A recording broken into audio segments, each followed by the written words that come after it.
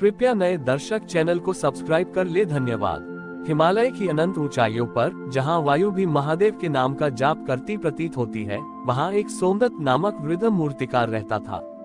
सोमदत्त का पूरा जीवन पत्थरों को जीवंत करने में बीता था, लेकिन उसके मन में एक अंतिम इच्छा शेष थी, एक ऐसी मूर्ति बनाना जिसमें महादेव के, नटराज और शून्य दोनों रूपों का समागम हो। वह महीनों तक एक विशाल शिला के सामने बैठा रहा, पर छेनी उठाने का साहस नहीं जुटा पा रहा था। उसे भय था कि उसकी कला महादेव की दिव्यता के साथ न्याय नहीं कर पाएगी। एक ठिठुरती रात में, जब बर्फबारी अपने चरम पर थी, एक साधारण सा सन्यासी उसकी कुटिया के द्वार पर आया।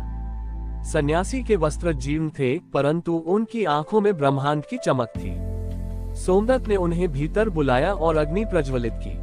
सन्यासी ने पत्थर की उस कोरी शिला को देखा और मुस्कुराते हुए कहा कि कलाकार जब तक खुद को कर्ता समझता है, तब तक सृजन अधूरा रहता है। जिस दिन कलाकार पत्थर में महादेव को खोजने के बजाय स्वयं को महादेव में विलीन कर देगा, मूर्ति स्वतः प्रकट हो जाएगी। उस रात सोमदत्त को गहरी निद्रा आई। स्वप्न में उसने देखा कि गंगा की एक बूंद कैलाश के शिखर से गिरी और उस शिला पर टकराते ही वह शिला प्रकाशपुंज में बदल गई। अगले दिन जब वह जागा तो सन्यासी जाग चुके थे, लेकिन सोमदत्त के भीतर का भय समाप्त हो चुका था। उसने अपनी आंखें बंद की और पहली बार पत्थर पर वार किया। इस बार वह पत्थर को काट नहीं रहा था, बल्कि उसके भीतर छिपे शिव को बाहर निकाल रहा था। कई दिनों तक न उसने अन्न ग्रहण किया, न जल। जब कार्य पूर्ण हुआ तो वहाँ कोई भव्य मूर्ति नहीं थी, बल्कि एक अत्यंत सरल शिवलिंग था, जिसके भीतर से नृत्य करते नटराज की सूक्ष्म छाया उभर रही थी। पूरा गांव उस अद्भुत कलाकृति को देखने उमड़ पड़ा। लोगों ने पूछा कि उसने ये कैसे किया, तो सोमदत्त की आंखों से अश्रु बह निकले। उसने केवल इतना ही कहा कि जिसे हम पत्थर समझते हैं, वह महादेव का मौन है, और जिसे हम कला समझते हैं, वह उनका नृत्य।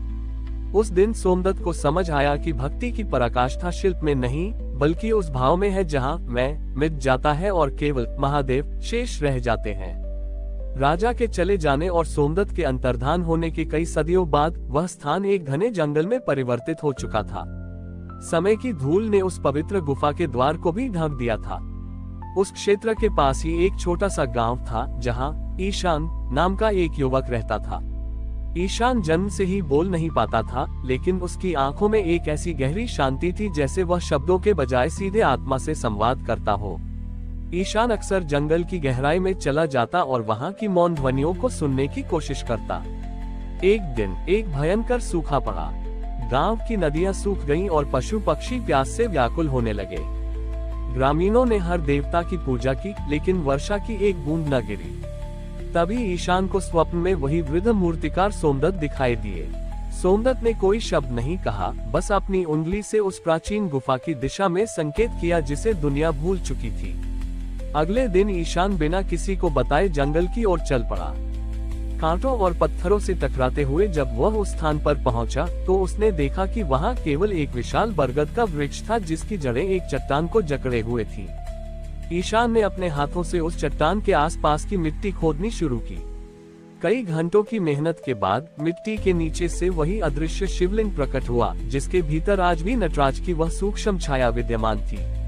ईशान ने जैसे ही उस शिवलिंग पर अपना माथा टेका, सदियों पुरानी वह जलधारा जो राजा के समय फूटी थी, पुनः जागृत हो गई। गुफा के भीतर से शीतल जल का ऐसा प्रवाह निकला कि देखते ही देखते वह एक पवित्र कुंड में बदल गया। सबसे बड़ा चमत्कार तब हुआ जब ईशान के मुख से अनायास ही ओम नमः शिवाय का घोष फूट पड़ा। उसकी वाणी लौट आई थी। जब गांव वाले वहां पहुंचे तो उन्होंने देखा कि ईशान उस जलधारा के बीच बैठा ध्यानमग्न था। उस दिन मरुस्थल जैसी भूमि पर मूसलाधार वर्षा हुई। वह स्थान अब किसी राजा के अधिकार में नहीं, बल्कि प्रकृति की गोद में महादेव का साक्षात धाम बन गया। ईशान ने वहां कोई मंदिर नहीं बनवाया, बल्कि उसने ये संदेश फैलाया कि महादेव को पाने के लिए पत्थर को तराशने की आवश्यकता नहीं है, बस अपने भीतर के अहंकार को तराशकर शून्य हो जाना ही सच्ची शिव भक्ति है।